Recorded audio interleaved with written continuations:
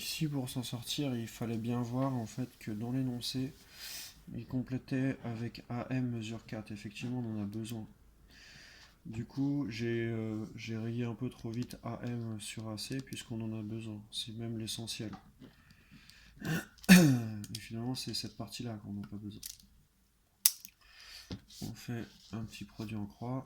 Tac, tac, tac. Et on écrit AN est égal à 5,6 fois 4 divisé par 7. On tape à la calculatrice et c'est bon.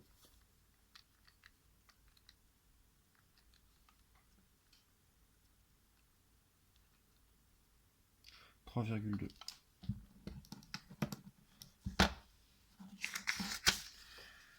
On passe à l'exercice 5, qui est sans doute l'exercice le plus curieux de tous. Donc on a un énoncé lui-même qui est un peu bizarre. On ne voit pas vraiment de configuration de Thalès, même si on peut en imaginer une ici et une ici.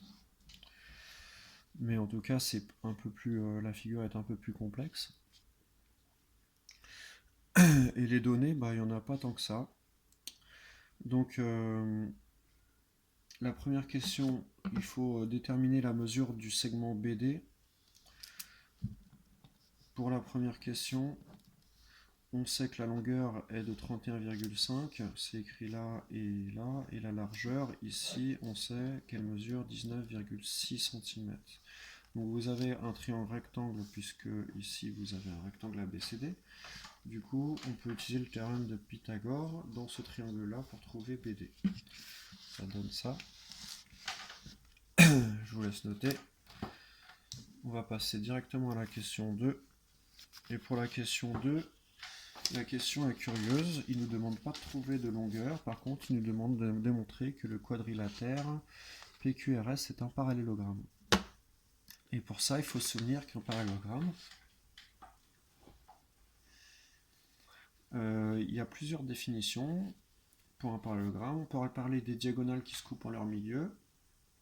Ici, on ne connaît pas les diagonales. On peut parler des côtés opposés parallèles.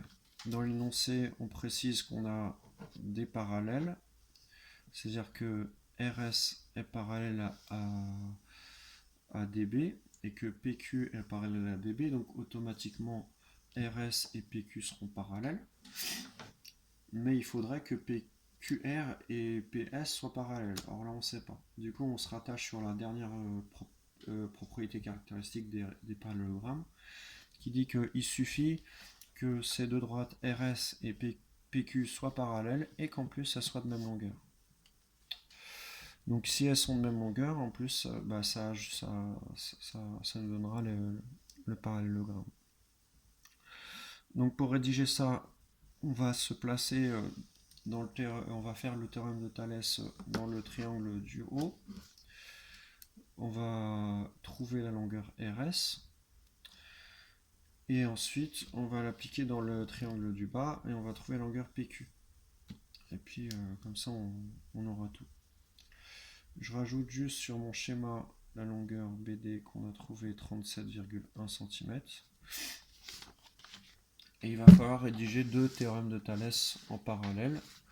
Je vais écrire un peu plus petit que d'habitude, j'espère que ça sera lisible sur la vidéo. Alors, donc les points alignés, je pars sur le triangle du haut. Donc c'est CRD, c'est un R ça, et CSB alignés dans cet ordre. Les droites parallèles, ce sont les droites RS et DB. D'après le théorème de Thalès,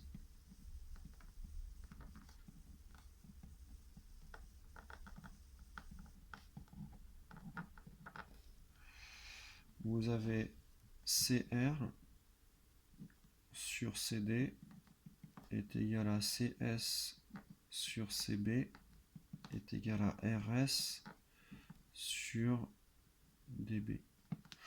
Vous remplacez par les nombres que l'on connaît. Ça ce n'est pas utile. CS 8,4 sur 19,6 est égal à RS, qui est notre inconnu, sur 37,1. Un coût de produit en croix, et vous avez RS qui est égal à 37,1 fois 8,4 divisé par 19,6. On tape à la calculette et ça fait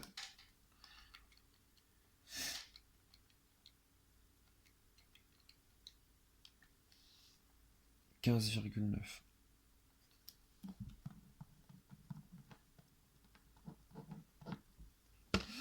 Pareil avec le triangle du bas. Vous avez les points AQD et APB alignés dans cet ordre. Vous avez QP parallèle à BD, et d'après le théorème de Thalès,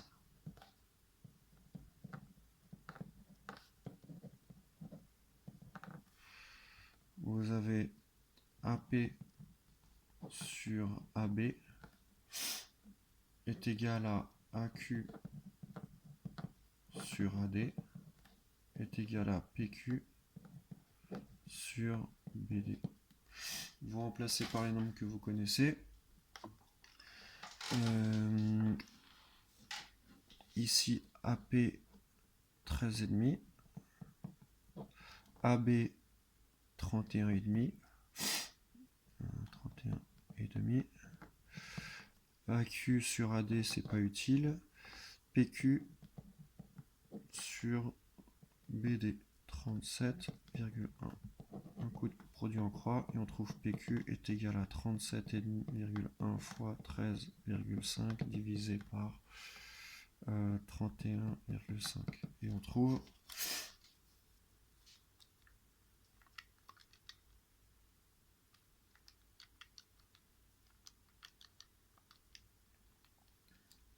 15,9.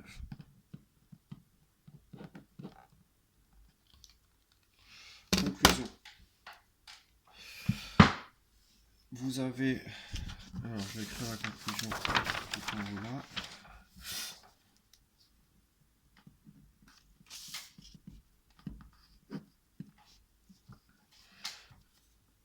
Les côtés opposés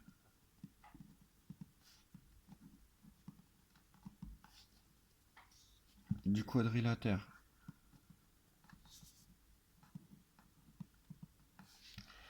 QPSR sont parallèles et de même longueur,